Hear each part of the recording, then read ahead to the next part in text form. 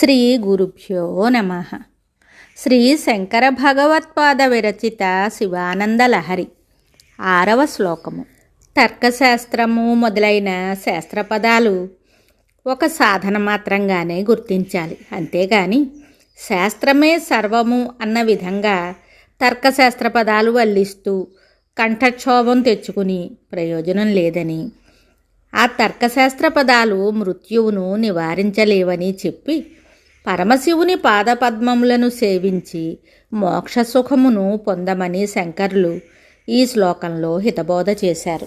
ఘటో వా మృత్పిండోప్యణురపి చ ధూమోగ్నిరచలః పటో వా తంతుర్వా పరిహరతి కిం ఘోరశమనం వృధా కంఠక్షోభం వహసి తరసా తర్కవచసా పదాంభోజం శంభోర్భజ పరమసౌఖ్యం వ్రజసుధీః.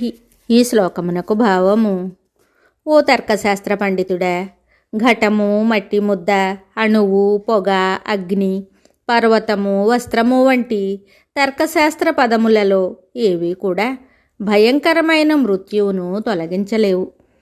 అందుచే తీవ్రమైన ఈ తర్కవాక్కులచే నీవు కంఠశోషను కలిగించుకుంటున్నావు.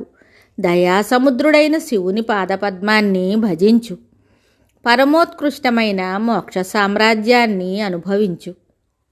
శాస్త్రవాదముల వల్ల కాక పరమేశ్వర పాదపద్మ భజనము వల్లనే మానవత్వానికి సార్థకత కలిగించే మోక్షానందము లభిస్తుందని భావం. మానవులు వివిధ శాస్త్రములు చదివి ఆ శాస్త్రములలో వారు గొప్ప పండితులైన వారికి మరణకాలం దగ్గరైనప్పుడు ఆ శాస్త్రజ్ఞానం వారిని మృత్యుదేవత నుండి రక్షించదు. ఒక తర్క పండితుడు తర్కశాస్త్ర పండితులతో ఎంత వాదించగలిగినా, ఒక వ్యాకరణవేత్త వ్యాకరణ సూత్రాలను అన్నింటినీ గుక్కదిప్పుకోకుండా వల్లించిన, ఏ సూత్రమును అడిగినా తడుముకోకుండా చెప్పగలిగిన ఆ వాదన పటిమ, ఆ సూత్రజ్ఞానము యముణ్ణి మభ్యపెట్టి మృత్యువు నుండి ఆ శాస్త్ర పండితుని ప్రాణాల్ని కాపాడలేవు. పోని ఆ మానవులు శాస్త్ర పండితులు కదా అని యముడు తన కర్తవ్యాన్ని పక్కన పెట్టడు. అలాగే అనర్గళంగా వేదాలని, స్మృతుల్ని, ధర్మశాస్త్రాలను వినిపించగలిగిన మృత్యువు ఆ పండితుల్ని కరుణించదు. కొన్ని పడికట్టు పదాల ద్వారా ఒక్కొక్క శాస్త్రం పరిచయమై పలువురి ద్వారా ఆ పదాలు ప్రసిద్ధి చెందుతాయి. కుండకు మట్టి కారణము, మట్టికి పృథ్వీ పరమాణువులు కారణము. అగ్ని ఉన్న చోటనే పొగ ఉంటుంది. ఎత్ర ఎత్ర వహ్నిః తత్ర తత్ర ధూమః. కొండపై పొగ కనపడుతూ ఉంది కాబట్టి అక్కడ అగ్ని ఉంటుంది. దారాల పోగులు తప్ప అక్కడ వేరుగా వస్త్రం ఏమీ ఉండదు.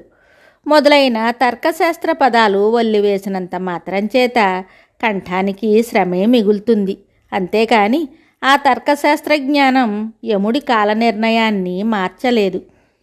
ఆ శాస్త్ర పండితుణ్ణి కలకాలం జీవింపచేయలేదు. కాబట్టి శాస్త్రపదాలను తరచుగా వల్లించడం మాని ఆ పరమశివుని పాదపద్మాల్ని సేవిస్తే శాశ్వతమైన మోక్షానందం సిద్ధిస్తుందని శంకరులు ఈ శ్లోకంలో చెప్పారు. మార్కండేయుడు మృత్యుంజయ మంత్రం జపం చేయగా పరమశివుడు వచ్చి యముడి వక్షస్థలాన్ని తన్ని మార్కండేయుణ్ణి చిరంజీవిని చేశాడు గదా. అలాగే శంకరులు తమ భజగోవింద శ్లోకాల్లో కూడా ఇలాంటి విషయాన్నే చెప్పారు.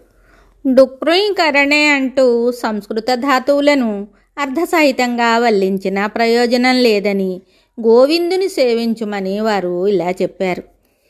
భజ గోవిందం భజ గోవిందం గోవిందం భజ మూఢమతే సంప్రాప్తే సన్నిహితే కాలే నహి నహి రక్షతి డుక్రుయింకరణే. ఓ మూఢబుద్ధి కలవాడా, గోవిందుణ్ణి సేవించు. మరణకాలం సమీపించినప్పుడు డుక్రుయింకరణే అంటూ నీవు వల్లించే ధాతుపాఠం నిన్ను రక్షించదు. శాస్త్రాధ్యయనములు, శాస్త్ర విజ్ఞానాలు ధర్మాన్ని అనుష్ఠించడానికి సాధనములు కావాలి. ఆ ధర్మానుష్ఠానం భగవంతుని యందు భక్తికి, భగవత్ప్రాప్తికి హేతువులుగా ఉండాలి అన్నది ఈ శ్లోక సారాంశం. వేదాంత విద్య ద్వారా వేదవేద్యుడైన పరమేశ్వరుని గురించి తెలుసుకొని ప్రస్తుత జన్మనే తుది జన్మగా చేసుకోవడానికి తర్కశాస్త్ర జ్ఞానం ఒక సాధనంగా మనం గుర్తించాలి. అంతేకాని ఆ తర్కశాస్త్ర జ్ఞానమే సర్వస్వం అన్న విధంగా కంఠక్షోభ పొందితే ప్రయోజనం ఉండదు. అన్నం తింటే తుష్టి పుష్టి కలుగుతాయి, అంతేకాని అన్నం అన్నం అని మిన్ను పగిలేలాగా అరిస్తే ఆకలి తీరదు కదా అని డాక్టర్ శలాక రఘునాథ శర్మ గారు చెప్పిన మాట గమనార్హం. ఈ శ్లోకం శాస్త్ర పండితులను ఉద్దేశించి శంకర్లు చెప్పింది. శంభోహో అంటే శివుని యొక్క పదాంభోజం అంటే పద్మము వంటి పాదాన్ని అనగా శంకరుని పాదపద్మాన్ని అని భావం. భజ అనగా సేవించు అని సలహా. ఓ పండితుడా, తర్కశాస్త్ర పదాలు వల్లించటం మాని తరస అంటే శీఘ్రముగా ఈశ్వరుని పాదపద్మాలు సేవించు. పరమ సౌఖ్యం అంటే గొప్ప సౌఖ్యప్రదమైన మోక్ష సామ్రాజ్యాన్ని వ్రజ అంటే పొందు అని హితోపదేశం. మోక్షము అంటే జనన మరణ రహిత స్థితి. శివుని పాదపద్మాలు సేవించి మోక్ష సౌఖ్యాన్ని పొందితే మరణం ఉండదు, యముని భయం ఉండదని శంకరులు మానవులకు ఈ శ్లోకం ద్వారా హితోపదేశం చేశారు.